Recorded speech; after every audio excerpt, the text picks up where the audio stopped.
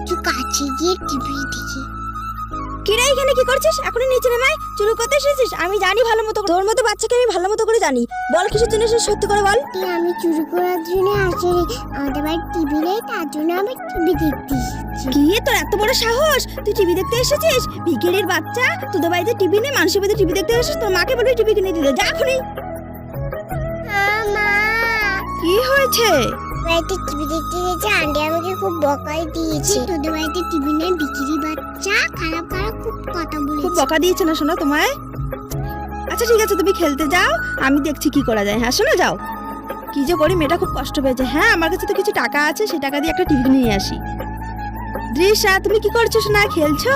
চলো আমি টিভি কিনে নিয়ে এসেছি, তোমাকে আর অন্যের বাড়িতে টিভি দেখতে যেতে হবে না। এবার ঘরে বসে বসে তুমি টিভি দেখতে পারবে। হ্যাঁ শোনা চলো। আমি গেলাম মা। আমাদের টিভি চলে এসেছে। আই লাভ ইউ মা।